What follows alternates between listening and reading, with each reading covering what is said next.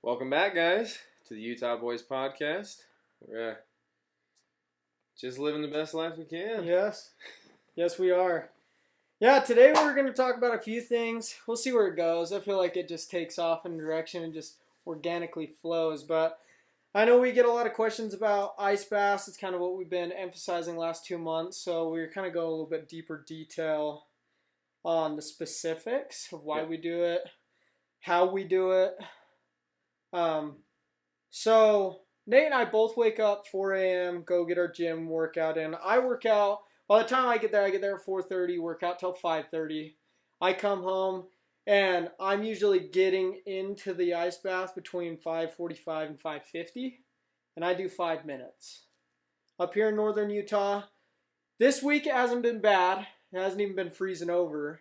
But normally there's at least an inch ice every night up here. The lowest I've plunged this year, I think, was 8 or 9 degrees Fahrenheit outside, and there was about 4 inches of ice. Yeah. And that one sucked. I remember seeing that. Yeah, and I still did the full 5 minutes. To be completely honest, so Andrew Huberman's a big guy of like why we got into him, and he explains the science as far as like brown fat activation, decreasing inflammation, increasing your metabolic rate. You know what I mean? Yep. And those are some of the physiological benefits that we've noticed. For me, I started them in the beginning of November on Instagram. I posted a picture November 4th from December 4th. And I was hitting the gym consistently, and I implemented a very consistent diet. But I noticed a ton of difference between what my body felt and looked like after doing them every single day. Yeah. You know, Huberman only talks 11 minutes a week. Yep. 11 minutes of cold submersion a week, you're going to get the maximum benefit. So we're kind of overdoing it. So for me, it was about setting habits and being more disciplined and creating mental grit is why I do it every day. And that's why I've stuck to the 5 minutes religiously. Because honestly, I don't need to be in there for 5 minutes. You know, 2-3 minutes, you're getting the benefits. And we're in water significantly colder than Huberman. What's the lady's name again? Susan. Yeah, Susan's big. What's her last name? Susan Soberg. Yeah. Soberg. She's so it's kind of cool. When you develop a new study, you're not allowed to name it. That's not how it works. So Huberman actually named Susan Soberg's study the Soberg Principle, which is really cool for her. You know? That's way cool. I mean, she put in the time, so I mean, she deserves it. She deserves it 100%. for sure. But her principle that she had developed was that after you do your cold plunge for, say it's 2 minutes, 3 minutes, we do 5, both of us do 5. After you do that, if you let your body warm up naturally, the increase in brown fat activation and your metabolism increase is far beyond what you would have had if you just warm up. Yeah. Right? I wish that I could say that the study says a certain percentage, but I think it probably varies based on your body. You know? Yeah, for sure. If you have less brown fat, then or if you're if you have a lot of inflammation. Yeah. But if you have inflammation, if you have less brown fat, if you have more brown fat, if you were in the water for longer, colder water, like we do colder water for longer, so it's going to take longer to warm up. So we probably have the metabolic increase for longer than the average person would have. Mm-hmm. But yeah, that's her study was showing the effects of after doing the cold plunge. Yeah. So obviously she studied for the cold plunge. Also has a whole big long study. She even has her own book. Yeah. About cold plunges, but Huberman's a much more well known. Yeah. Yeah, for sure. Celebrity. She's out of Norway too. She is also out of Norway, and so since he gets to travel around a lot for podcasts. She's kind of more just based out of Norway. He's been able to get her message out. He went on Joe Rogan and talked about it because Joe does ice baths and saunas also, and they talked about how much time you said they need. Like you said, 11 minutes a week is what is recommended. I personally would say required. Yeah. we've got it under the non-negotiable. Oh, So it's a non-negotiable habit now. so the 11 minutes would be bare minimum required. If we're doing 5 minutes a day, 11 minutes a week would be required. Yeah, at least. Yeah. So yeah, 100%. And yeah, so kind of what to go off of what Nate was explaining. So how it looks when we get in the plunge, we get out, we go and make breakfast cold. So like we're just wrapped up in a towel. We don't jump straight into the shower. We go straight upstairs, whatever, start cooking. We eat breakfast and then shower and get ready. So it leaves at least 30 minutes to 45 minutes of just naturally warming back up. And we've noticed that has an even better effect. Like the endorphin spike too is huge. Like you feel more aware almost, like alert, awake. Your mind is more capable almost. It's weird. I started doing it for the psychological benefits. I think I agree with that too. I think that I don't know if it's in the study. Maybe detailed at least. I don't know if it's detailed in the study saying anything about how say your mind muscle connection, things like that happen from warming up naturally.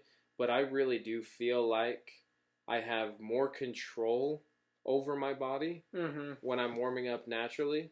It's kind of a weird, I don't know, maybe a little bit of a weird concept to say or describe.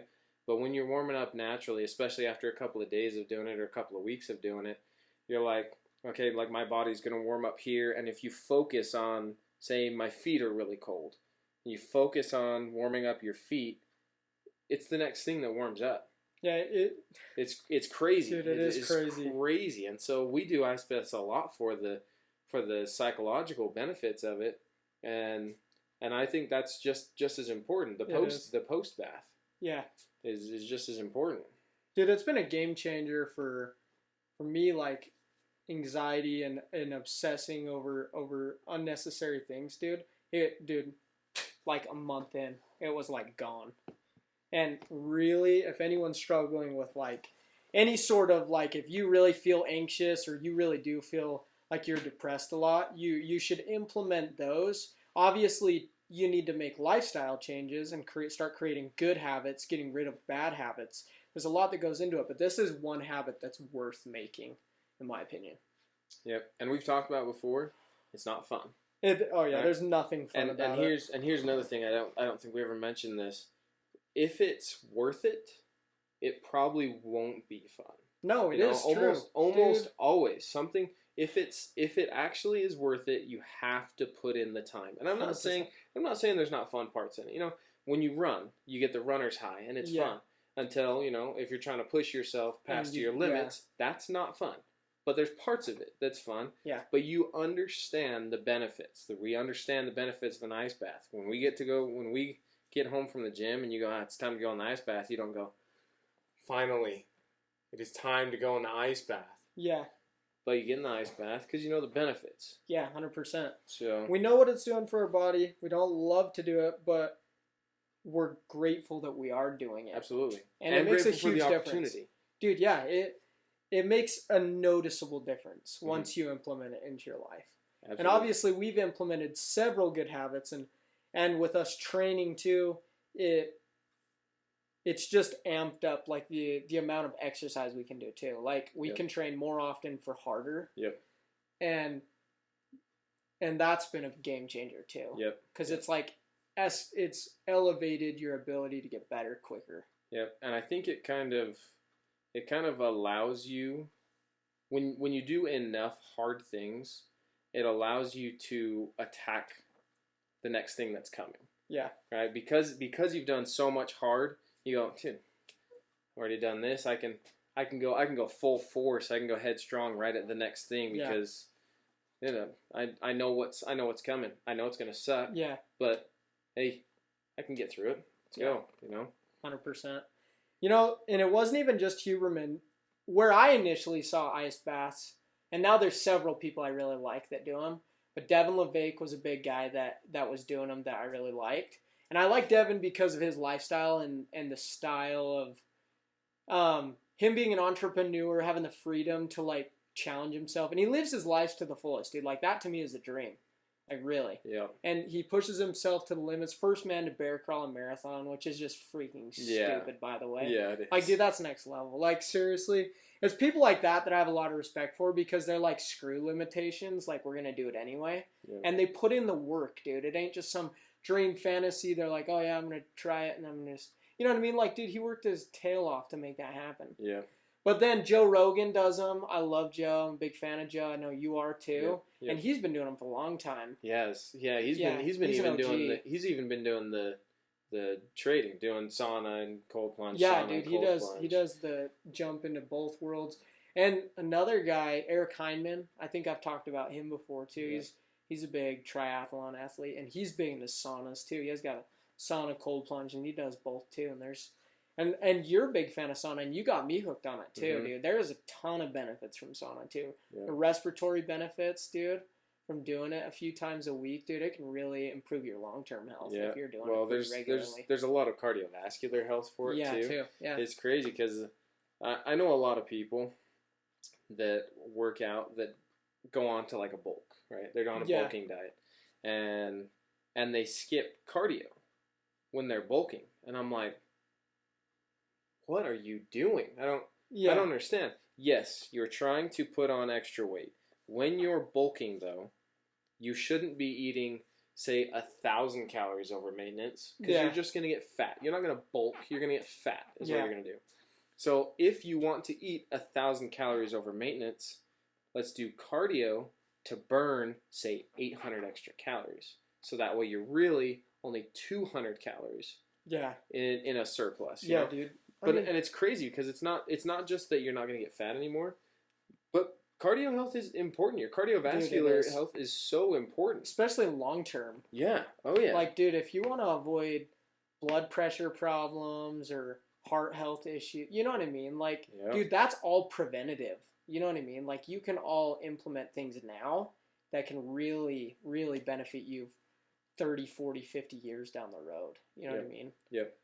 I want to talk about too real quick. I don't think this is another thing I don't think gets talked about a whole lot, right?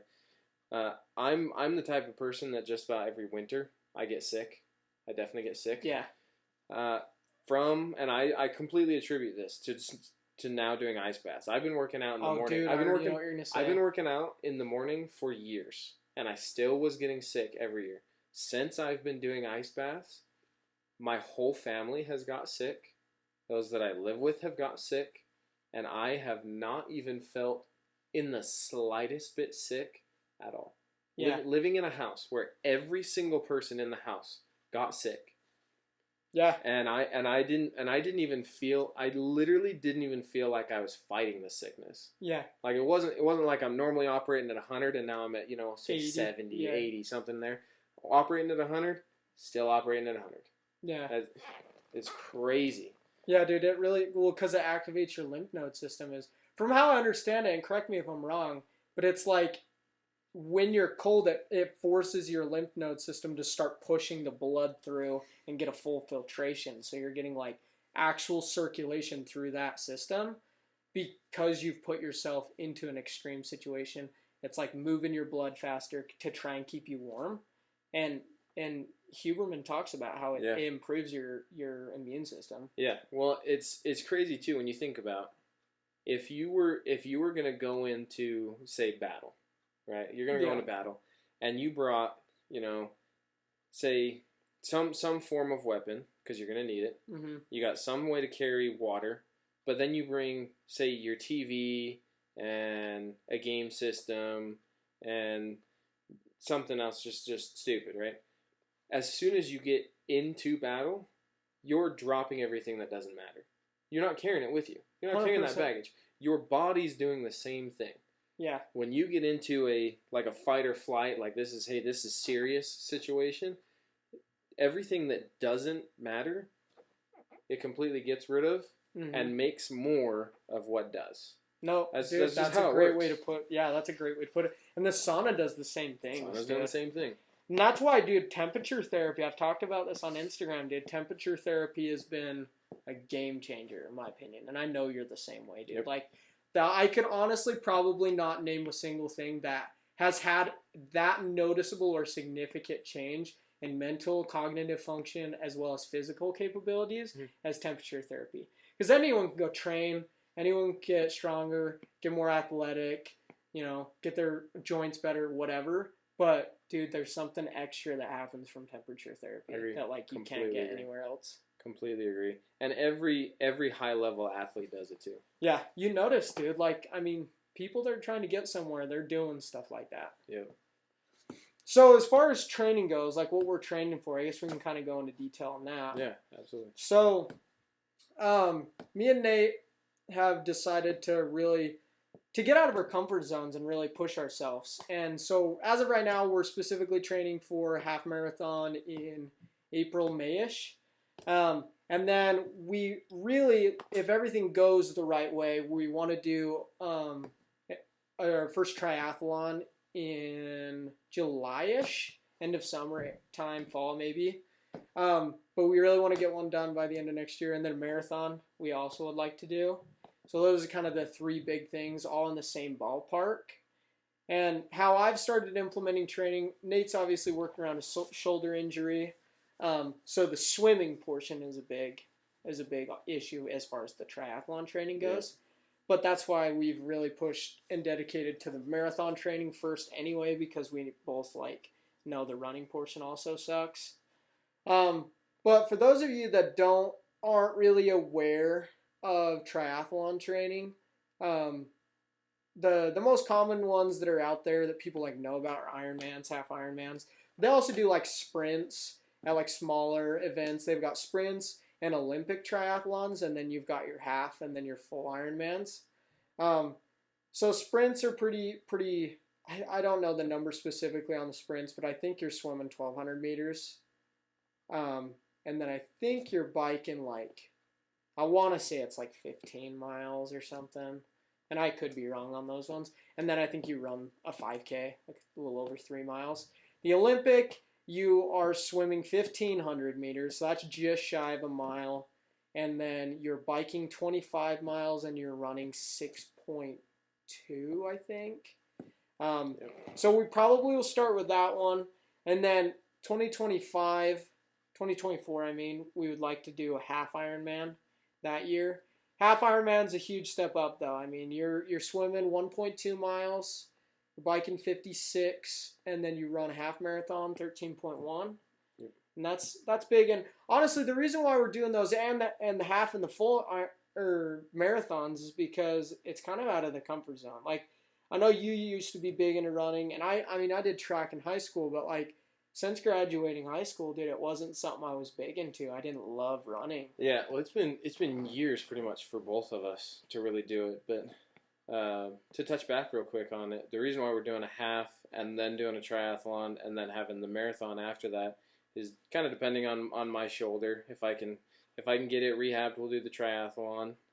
If I can't get it rehabbed, then I'm just going to do the marathon. That's kind of how the orders end up laying out, the half and then the marathon. But yeah, neither of us like running. We currently are about, a week, would you say, into training? Yeah, we've been light training for maybe the last 2 weeks, running once or twice a week. And we're talking 5 miles was the farthest I ran, but I'm averaging probably 3 on my runs. And so we're ground zero starting right now, because we've been strength training, resistance training, and I do a lot of circuit training. I'm doing a little bit more high intensity stuff. And whereas he's a freak as far as strength goes, so he's huge in power. I mean, dude, I'm not joking. He's a freak of nature. But yeah, as far as running goes, I mean, I wouldn't say we're naturally good. I mean, we don't even look like runners. You know what I mean? But that's the cool thing. That's why triathlons, I think, are more attractive to me and you, is because if you look at triathlon athletes versus marathon runners, the physique is very different. Yeah. Well, a marathon runner's tall, thin. Yeah, skinny. Just kind of skinny. Where a triathlete's more boxy. Yeah, they've got more muscle. You gotta have big thighs. If you're biking 100 miles for an Ironman, you gotta have some pretty good sized thighs. You gotta have your upper body built. I mean, you don't want to be a Bulky. bodybuilder, but you gotta have some No. upper body muscle. If you're swimming, you're swimming over a mile. Hey, Dude. you gotta make sure you got some muscle up there for sure.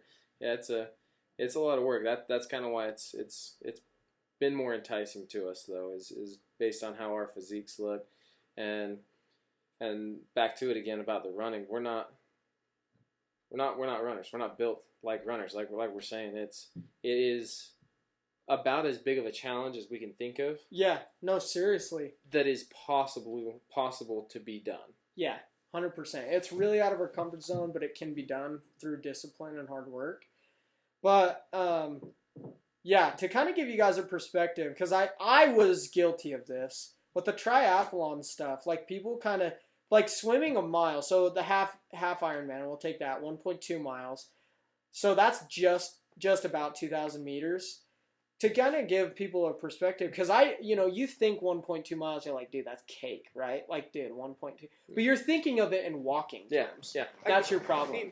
Pretty easily walk that in 16 minutes, pretty easily. Yeah, in 16 minutes you can do that. But like to give you guys a perspective, so most lap pools are 25 meters down, 25 meters back, so you're 50. I mean, 800 meters, which is a half mile, you're 16 times down and back. So a full mile, you're 32 times, dude. Yeah. That's crazy. Yeah. Yeah, and that's down and backs. So Yeah. if we're talking a length, 64 lengths Yeah. of a pool. Yeah. 64 lengths. Dude, and that's my point is, so full Ironmans, they're swimming 2.4 miles. In a 25-meter pool, you would have to go down and back 80 times. Just under 80 times. And the thing to think about in a pool, too, is you don't get anything to kick off of because you're swimming in open water, generally, for those races. So you don't get to push and push and push. You're just going. You know what I mean? And a lot of these guys are wearing wetsuits, which helps with buoyancy, but that does... I mean, that might help a little bit, but I mean, you still have to have the muscular endurance to like make that happen. Yeah, no, you might float. You'll float better, and you might have a little bit better aerodynamics in the water, but you still have to propel yourself forward. Yeah, you still got to go for over 2 miles. You got to propel yourself forward. It's pretty impressive, and that's why we think it's impressive that people can do that. It's not something we're good at. So let's do it. But yeah, it's something we want to get good at and challenge ourselves. Like, I'm a big believer you should always give yourself something to look forward to or train for or prepare for, get better at. You know what I mean? Like, you always need to have like a what's next sort of a thing in place. And not just one, dude. Like, what's next, what's next, what's next. Like, always have a few things in order. Because it's like an accountability thing. Like, I have to get ready for this because I have this and this next. Do you know what I mean? Yeah, I talked about this a little bit in the last podcast that Kevin Hart's someone I look up to, right? Yeah. Last year, his comedy special was called "What Now?" Yeah. That's what he titled it because he goes the reason why I want everyone to think, okay, 2022 is coming to an end. You know, I've done all this through 2022. What now? What now? What am I doing? What am I doing now? You know, we talk about habits all the time. All these habits are in place. What now? Yeah, what's next, dude? Yeah. Like, love it. Never get comfortable. Even if, like once your hard habits have been made and you're comfortable with them, dude, don't stay there. You gotta keep it going forward. Absolutely. Because as soon as you get too comfortable, things start slipping. That's the problem. Is you always need to be pushing yourself harder in the gym. And you need to stay disciplined in the things that are non-negotiable, like waking up at a certain time, ice plunge, whatever. You need to always be adding things or challenging yourself in some way. Mentally, physically, spiritually, whatever it is, you have to have a few things in place. Yep. And kind of along those lines, you have to be decisive too. Yeah. Right? You can't just be coming up with 10 different things. I'd love to do this. I'd love to do that. I want to do this. This is what I'm going to do next. Yeah, they need to make sense. You gotta do it too. Yeah. You know, I posted on Instagram not too long ago that don't let preparation turn into procrastination. Yeah, I love that too. So if you're going to prepare for it, you got to take action. Don't spend all your time preparing. You got to take action. You got to make a decision. You cannot just sit on the fence and go, well, I could do this because it'd be good, or I could do this because it would be good. If you just pick a side, stick to what you're doing. Yeah. You know, let the preparation. If you're there and this seems like a good idea, this seems like a good idea, this is where you prepared for, just go. Yeah. You prepared for it. You're ready for it. Go. Yeah, and people just don't. Yeah, I've been guilty of that though. I know what it feels like to just be too in your head, dude. You get in your own way. And it's almost like maybe sometimes it's an excuse because you're thinking like all my stars need to be aligned in order for me to start this. It's like, dude, life is way too short. Yep. You will never live long enough for stars to be aligned. Yep. Way too short and way too Dude, busy. you need to get out there and move them yourself. Like, they ain't going to just line up for you to shoot them down. You know what I mean? Like, you got to get out there and do it. Also, too, if you're just waiting for the stars to align to get lucky, you've got to be ready for it. You've got to be putting in the work for when the stars align. Yeah, like, they're only going to align if you're doing your part. Absolutely. Yeah, like, dude, you can't just sit on the couch and then bang, like it's all going to happen. You know what I mean? Even if the stars align, you won't get the opportunity if you didn't put in the preparation. 100%. That's all there is to it. Perfect. You have to. As I say, luck. Luck is when preparation meets hard work. Yep. That's it. Yeah, we're excited to start training. Or we're in training. We're excited for it. Like, you guys should find things to challenge yourself. Do something that's super uncomfortable and figure out, you know. I like when Jordan Peterson said, he pretty recently talked about if something bothers you or you struggle significantly with something, that's like your destiny to like figure that out. Mm-hmm. And I love that because that hit with me, dude. It's like people run from their problems, dude. Like, dude, you don't get it. Like, you don't understand. If that has so much of a control over you, that bugs you that much, like, dude, it's your responsibility to figure it out. Like, maybe Absolutely. That's why you're here. Like, Absolutely. It was you that's meant to figure that out. And that kind of reminds me of the story, and maybe you've already heard it, but it's this analogy, and I've heard it on a different podcast, but I want to, like, re-emphasize it, is there's a story this guy talked about the difference between cows and buffaloes. And the biggest difference between the two is, for example, like when a storm's rolling in, cows and buffaloes can tell, right? Like they can sense the storm's coming, the change in like the temperature, you know, moisture in the air, whatever it is. The biggest difference between the two, because they're both scared, you know, to death. Like they're like, this thunderstorm is rolling in and it's going to suck. Yeah. The biggest difference between the buffaloes and the cows is the cows start running away from the storm. The storm's creeping up on them, right?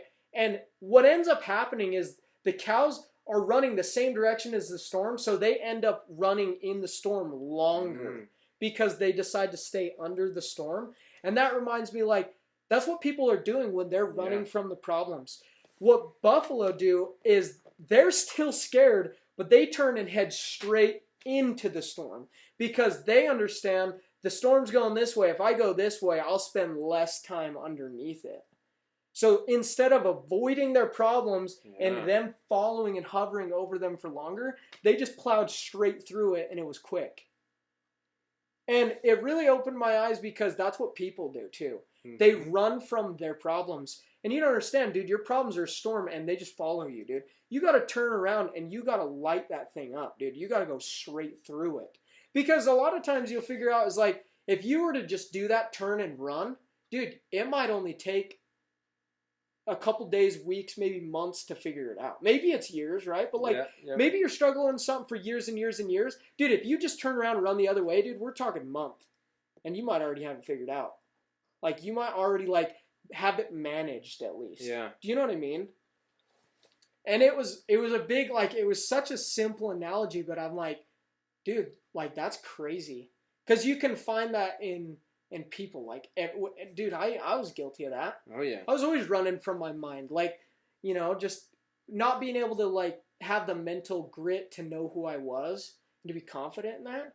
And not face fears and, like, just head straight into the storm. I'd rather just avoid it. Dude, it follows you around. And that kind of goes back to the Jordan Peterson thing, dude. Like, it's your responsibility and destiny to like turn and face it and figure it out. Yeah. Yeah, I think I love that analogy, by the way.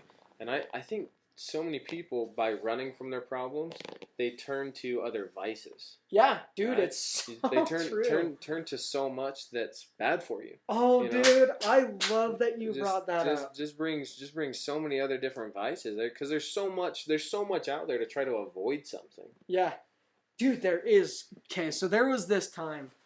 There was a family member of mine, and I really took time to assess this and tried to think of it from both points of view before I made a real opinion on it. And I want to share it with you because I won't say names or who it was, but this lady, she's a family member of mine, and she's like, I don't understand people that go to the gym, like, and they spend a lot of time in the gym. Like, why aren't they spending time with their family? Why aren't they spending time, in more productive, as far as, like, she's a spiritual lady, right? Spiritually, she wants to, why aren't you dedicating your time to that, your kids, whatever it is, right? Okay. And I really tried to think of that, and she was trying to say that, like, the gym can be just as much of an avoidance to life, or like a bad habit. And I really tried to give her the benefit of the doubt, and I really tried to assess it. And I tried to tell her, I was like, look, you need to understand something. There's avoidance tactics, and then there's things that you do that give you the strength and ability to go through your obstacles. Same thing, like, right? Like, you going out and eating junk food, eating soda, and making the excuses like, oh, I can't go to the gym because I need to spend time with my family. Mm-hmm. Dude, that's borderline avoidance tactics. Yeah. Like, yeah. dude, like, you've got it kind of backwards, right? Because people that are going to the gym, and the people that are lifelong gym goers, are going more for probably their mind than anything. Yeah. Is the discipline, the drive, the things they can apply directly into other aspects of their life. That's my biggest thing. Is she's big, like, maybe she was a very comfortable lady, right? So she has TV, soda. And I'm not saying that that's wrong. I'm just pointing out the differences, right? So she, was much more comfortable, homebody, right? But to me, if you're watching TV all the time, that's an avoidance tactic. Because it's literally entertainment. It's something that you can watch and, like, forget reality. And that's why I'm not a big TV guy as nearly as much as I was. Mm-hmm. Because to me, it was an avoidance tactic. It's like pretty, like, non-productive for most people, right? Because they get zoned in, and then everything goes away, and it's really a way to disappear from reality. But dude, people are going to the gym to get uncomfortable and to get stronger and to focus on, like, mental grit. And that to me is an avoidance. Those are teaching you the tools necessary to go through your problems, not avoid them. Yeah. Yep, I think what a lot of people maybe don't understand too about, like, a TV, like using the TV, right? I think my personal opinion on this is I think that the TV and things like that should be more of like a reward. Yeah. Right? So true. So if you want to watch TV, you want to watch a half an hour of TV, go on, say 15 minutes of a walk translates to a half an hour of TV. So you do an hour walk, 4 hours on the TV. If that's what your goal is, Yeah. You want to go on a half-hour walk, that gives you an hour on the TV. 100%. No, I like it. I just think that the TV, things like the TV, watching movies, things like that are good, because you still need to have, like, your way to say decompress your mind through the day, right? Yeah. But you have to use it in the right way. Mm-hmm. If you're like you're saying, if you had time to go to the gym, or even while you're watching TV, do some curls, stand up, do some jumping jacks.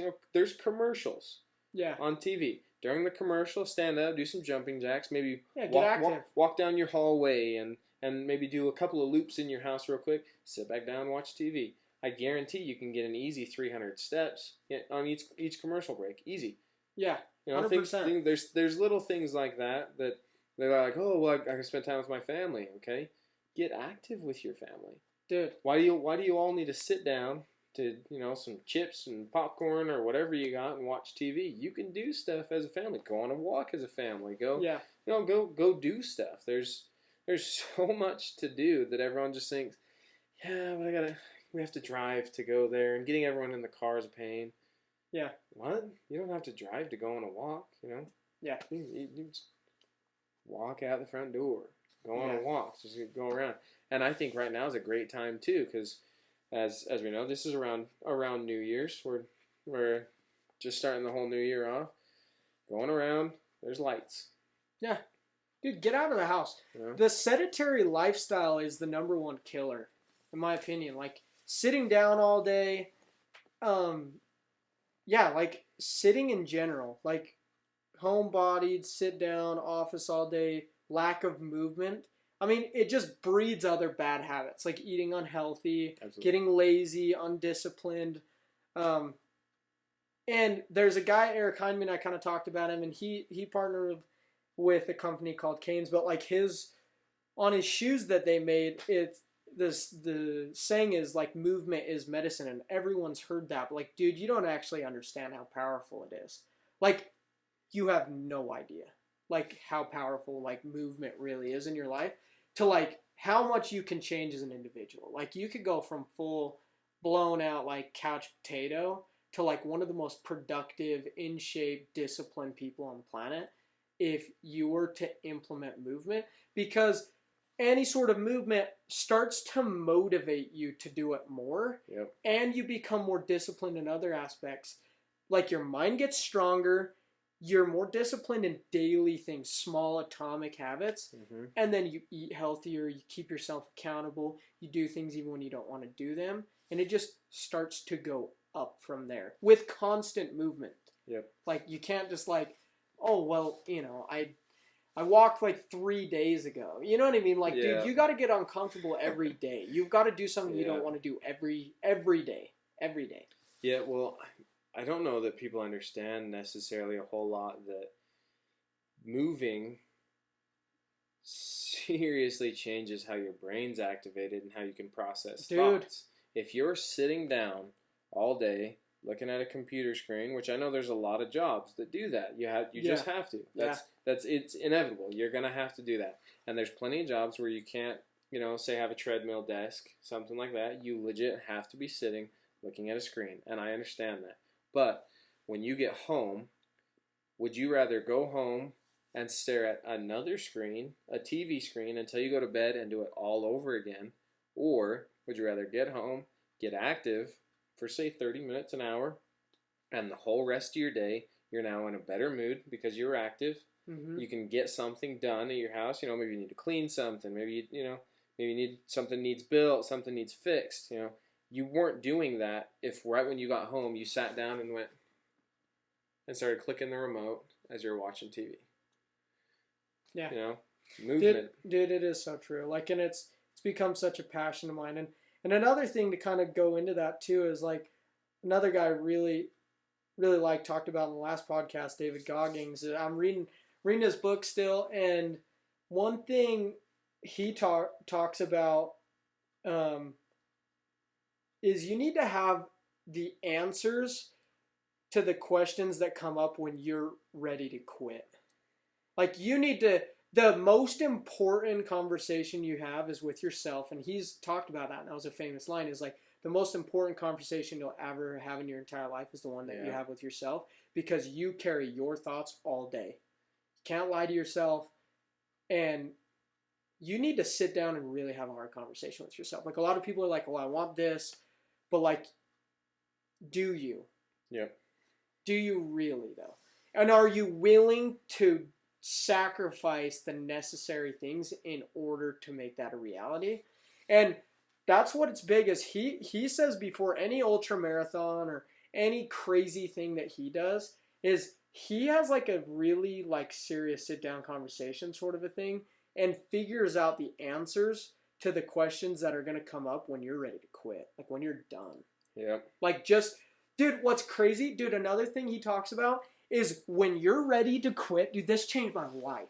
When you're ready to quit, that means you're only at 40% of what you're capable of. Dude, is that not stupid? When you're ready to be done, like quitting, you're 40% there. Dude, that's insane. Wow. If you're ready to quit at mile 5, dude, you're running double digits. Like, of what you really could do. Wow. Like, if you're sitting down seriously about to quit at 5, dude, you could go another 6 or 7. Wow. Dude, like, Yeah, and that for him, like, where, like, you know, when he got to, like, you know, for his first one, he got to, like, mile 60 or 70. And that, dude, 40% rule, dude. Like, it's insane. Like, how much more you can go. Wow. And that changed the game for me. Because, like, by knowing that, the 40% rule, it's something you guys should apply. Like, know that when you're ready to quit, you're not even halfway of what you're capable of. Seriously. And, dude, when I read that, it literally changed the way I thought about things. Because then you get rid of all the BS excuses. Yep. Like, oh, my knee hurts, I can't run anymore. 40%, dude. You're not even close to you're not even halfway to quitting. Do you know what I mean? Yep.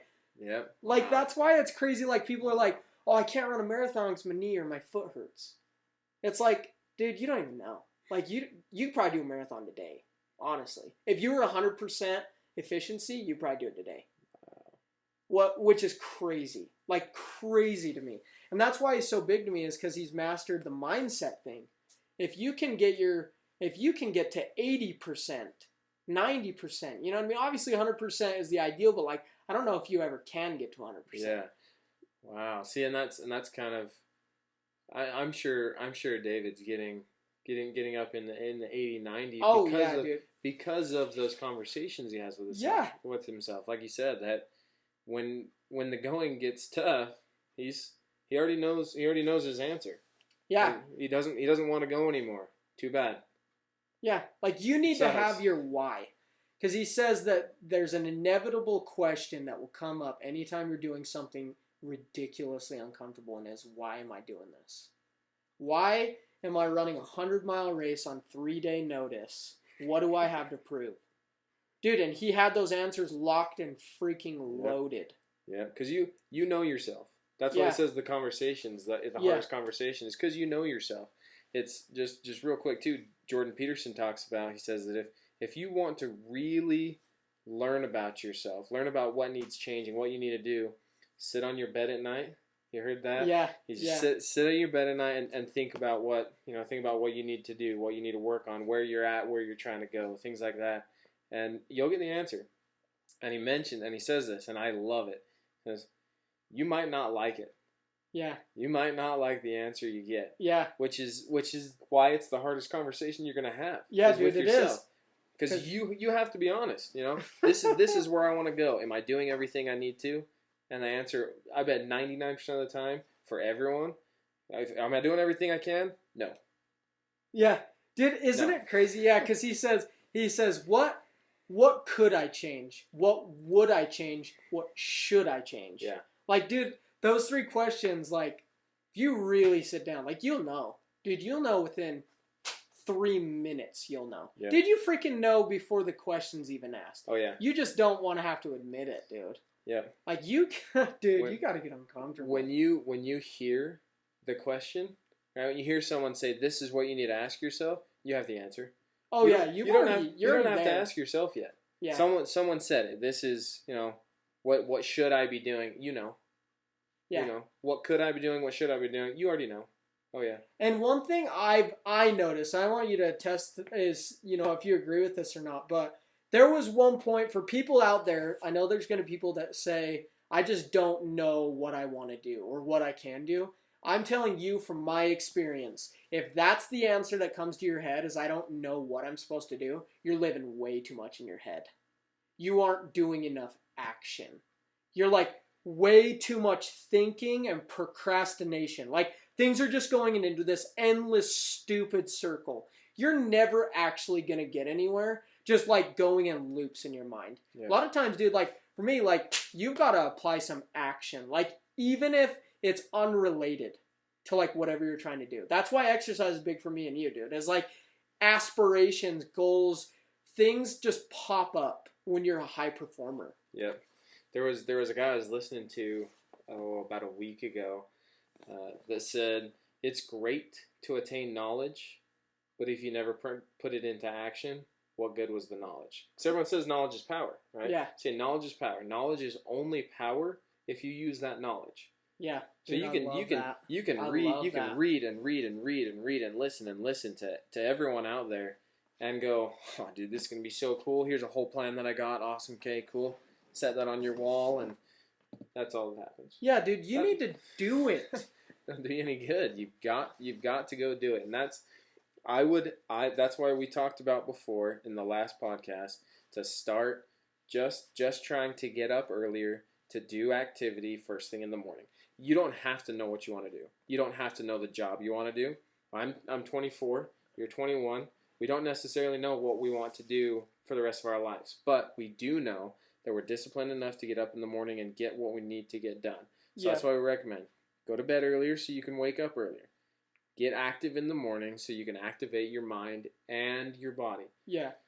As soon as that's done, you can just be more productive throughout the day. You cannot add time to the day. There's 24 hours. That's all there is. But you can choose how productive you're going to be in the 24 hours. How are you using it? So it's crazy. Yeah, I love that you said that. Because, dude, yeah, like, you might not know it, dude. I mean, there's people of all ages. Gary Vee talks about this, too. Is like, the stigma that you need to have it figured out by a certain age is so dumb. Because it is. But, like, what's even more dumb is that, like, people are, like, so hell-bent or worried about, like, figuring, like, oh, I should know this by now, or I should be set by now. It's like, dude, you just need to take action. You need to get out of your head, get out of your own way, and just start doing something different. Yeah. Something you don't want to do. Yeah. And like you said, Gary says you could be 50 and not know what you want to do, but from the time you can work and do, you work and do to try to figure out what you want to actually do. Yeah. You don't just sit there for 25, 30 years and go, maybe I'll or maybe we'll. You can't do that. Yeah. You'll never figure out what you want to do if you're not going out and trying everything. You have to try it. That's action. That's what we're talking about. It's all about the actual action taken. Yeah, prep for a second. Go, okay, these are my strengths. These are my weaknesses. Okay, so these are maybe my fields. I'm looking at maybe these 50 things. Let's take a look at these 50 and start going. Hey, let's try this one. Nope, that wasn't for me. Let's try the next one. Oh, well, that's closer. So maybe it narrowed this down. Hey, let's try this one. That's the only way you're going to figure it out. You're never going to figure it out without actually trying. Yeah, 100%. Yep. Ideas without action are just useless. They really are. Like, they're just a waste, you know what I mean? You're wasting potential by not applying action to your life. And, no, I love that. Yeah, I made a post, a few weeks ago on Instagram also that ideas and dreams without action are just that, ideas and dreams. Yeah, no, I love that too. It's so true. I'm all for being a dreamer. I'm a big dreamer. I've got goals that are set higher than I feel like I can achieve, but they're not that crazy. They're possible. If I put my head down and go for it, they're achievable. That's why the goal's there. But I have a plan of action and I'm taking action. Yeah. Like, with no training, doing a marathon that same year seems insane. That's dumb, yeah. But unless you did, we've got a plan to do that this year now. Yeah, dude. Well, and that's the thing is, like you said, dude. I think people are way too much talkers. Yep. Like they talk and talk and talk, and they blow smoke. Gaslight themselves. To be honest. Yep. And I've been that guy. Been a talker. I've been like, oh, I'm gonna do this. I'm gonna do this. I'm gonna do this. One small thing that I was doing when I was younger that like kind of got me out of that was boxing. Because then it was like, dude, like you can't talk your way out of it. You know what I mean? Like you're fighting. There's nothing that's going to stop you from that. You're going to learn how to control your emotions and you're going to get the job done. But even more than that, totally just slipped my mind again. Well, what you think about that for a second? You kind of already hit this earlier. It's a productive vice. Oh, I know what it is. Right? Yeah. You have to. You got to keep moving forward, even if you're, not sure where to go. The people that are talkers, like I was, you need to put yourself in self-imposed solitary confinement. Honestly, in my opinion, you should. You should put yourself at a distance and you should become a monster. Really, like you should apply yourself in all action. You know what I mean? Be action oriented, not freaking talk oriented. You need to put your head down, disappear from your group, your comfort, your social life for just a little while until you become like a different guy. Until you're not just a talker anymore. Like you've went all in and you've made something out of yourself. You know what I mean? Yep. And dude, if you really do it, I mean, maybe it takes a year, maybe it takes 6 months, maybe it takes 4 or 5, whatever it is. It's really all about how much, dude. I stepped off the earth in August and I disappeared, dude. And it wasn't until like November where I started feeling like, dude, we can do something now. Like I feel like a new man, and that goes a long ways. Self-imposed discomfort and solitary like mindset, you know what I mean, where nobody's here to save me, no one's here to baby me through this. Dude, in order to be successful in life, you need to be capable of like handling your emotions and not like letting them control you, dude. Like David Goggins, I keep preaching this guy, but dude, if he says like if you can't control your mind and your mind controls you, dude, you're screwed. Yeah. Like you are, dude. Like, and you don't actually understand how true that is. Like it enables you, it burns opportunities. You let things slip that you don't even see things that like someone that's action oriented and knows exactly what they're doing, dude, they would have picked that out of the water quick and you didn't even see it. You know what I mean? Yep. It kind of goes back to the analogy of would you rather be a warrior in a garden dude, or a gardener at war? Dude, that it's better to be a warrior in a garden than a gardener in a war. And it's so true, dude. You need to be prepared. You need to be an animal. Yeah. You need to be capable of mass destruction and choose peace anyway. But you should be capable of destroying any obstacle in your way. And it's true because like Jordan Peterson says, a lot of people get misconstrued. Like, oh, people shouldn't be aggressive. Dude, no, they should be capable of it. Mm-hmm. And the reason why, dude, is someone that can't control their emotions, bad things happen. That's where domestic violence happens. It's where you lose your crap, start hurting people. Whatever it is, dude, not having control of your mind is the recipe for disaster. Yep. Like, and this is big, like huge. Like, this is not talked about enough. Dude, I did a 12-page recommendation report from my business communication class on mental health and how much of a problem it's become. And there's statistics that show these are confirmed cases. So this was just people that have been diagnosed. Wow. So of 18 and up, all adults in the United States of America, 21%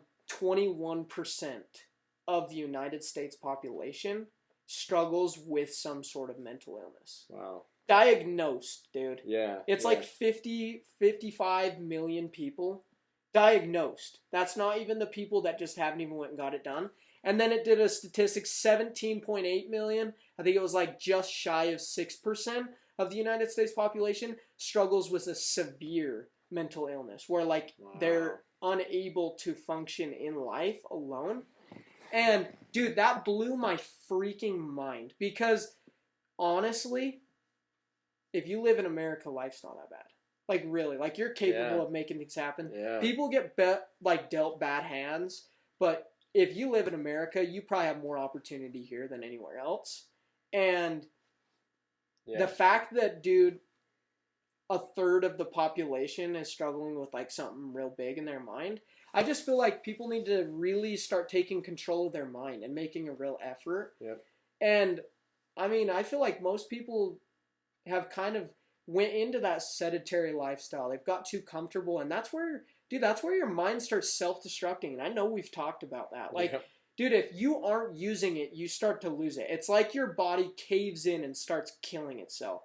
Like, if you stop exercising, Jocko talks about that, dude. Like, yeah, dude, you're going to lose everything. You're not going to be able to function. You're not going to be strong. You're going to be immovable and flexible, and joints are going to hurt, dude. If you want to avoid that, keep moving. Same thing with your mind. You can't get stronger mentally if you're comfortable all the time. Yep. That is why I literally make the thing non-negotiable, dude. You've got to make these things that suck every day. You don't even want to do them, and you do them anyway.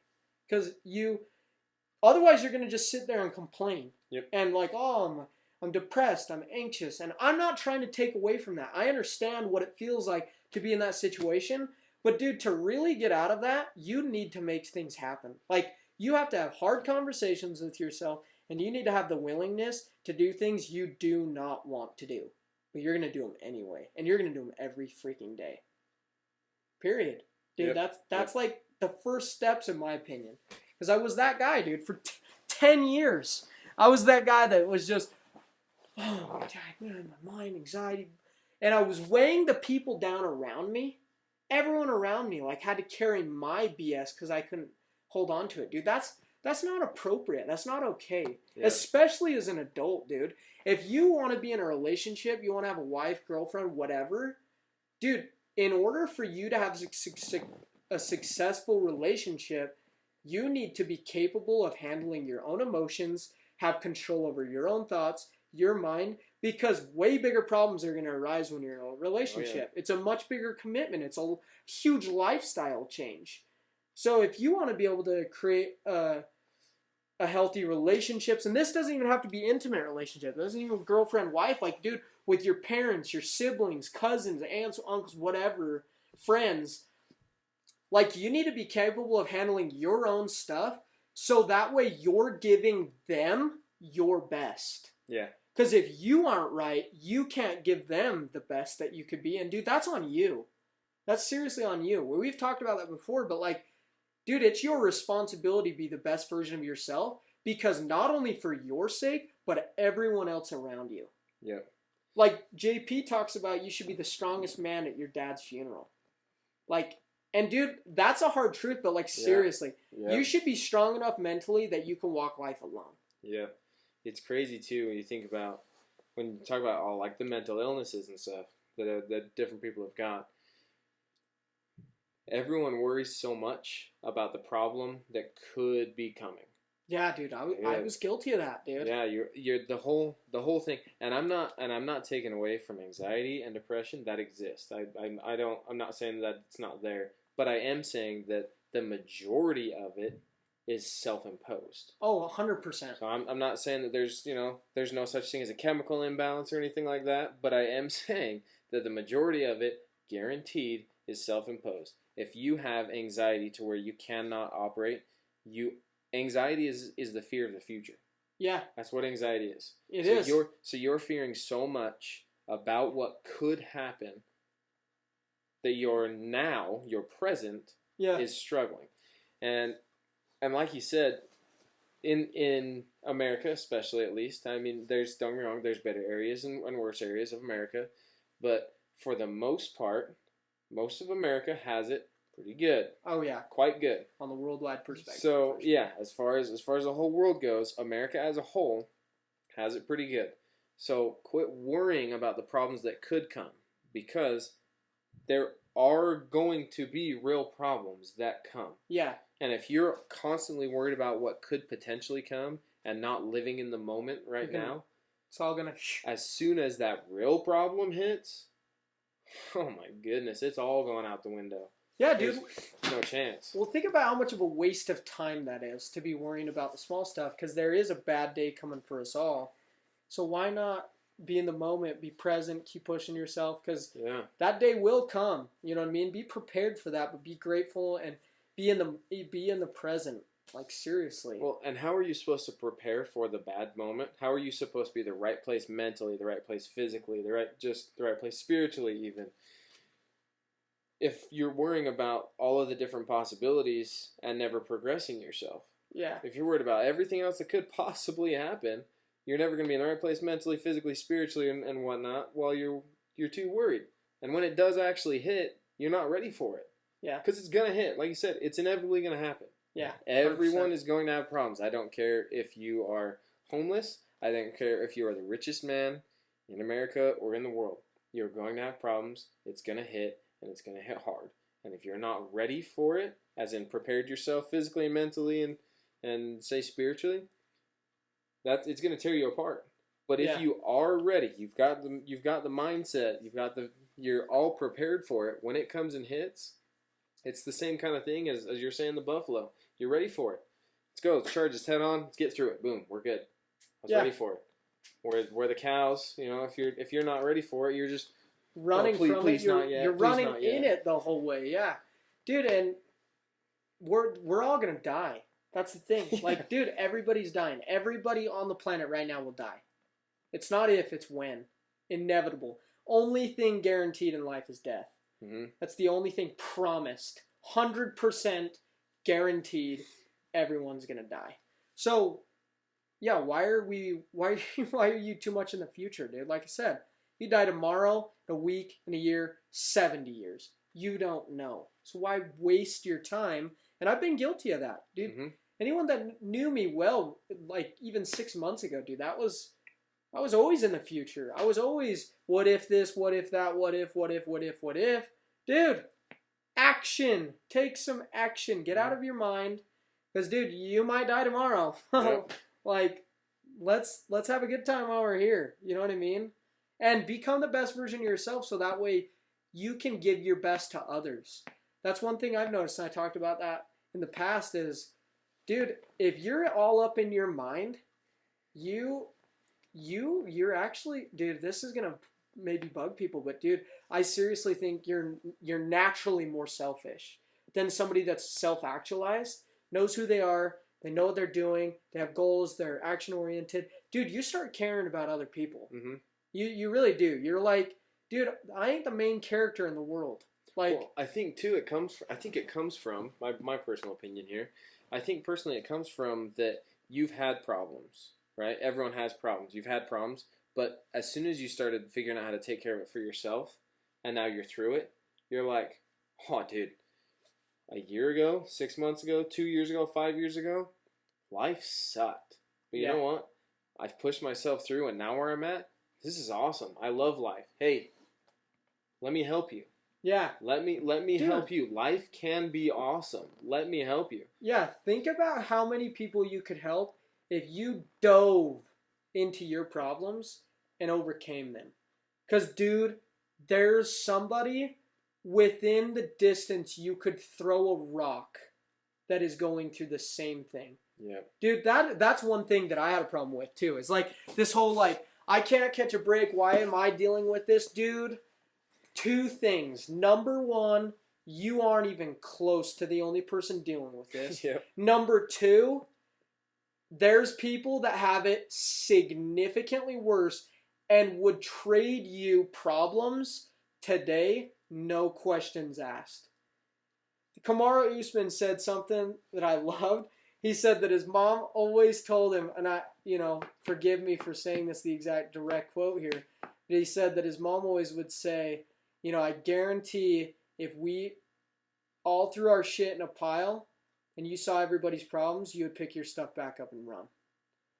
And it's so true, dude. Like, you don't even know. Like, you just don't know. And that's what I came to realize. By talking to people and, like not caring about myself all the time and, like, actually looking to help people, if you have a genuine conversation with 5 people, guaranteed one of those people is struggling with something you hope you never have to deal with. Yep. Guaranteed. Yep, and I agree. I think it's so important to be able to help other people because you don't know, right? Yeah. Like you have no idea. Someone that has the brightest smile could be going through the biggest hardship. You don't know. Yeah. And so just being a good person, being there to help other people out. Yeah, you've got problems.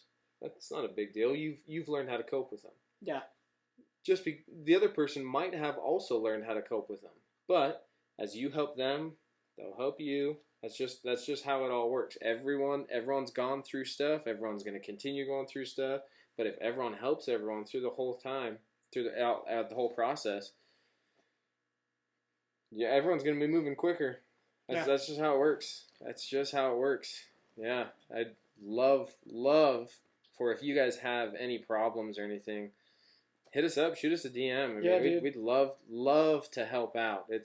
We're trying to do this to get out there a little bit, to let you guys know kind of what we've gone through, where we're at now. I'd love to hear and help you guys out. That's what we're trying to do here, is inspire you guys, maybe maybe help you guys out through maybe different situations, and 100%. we'd love to help.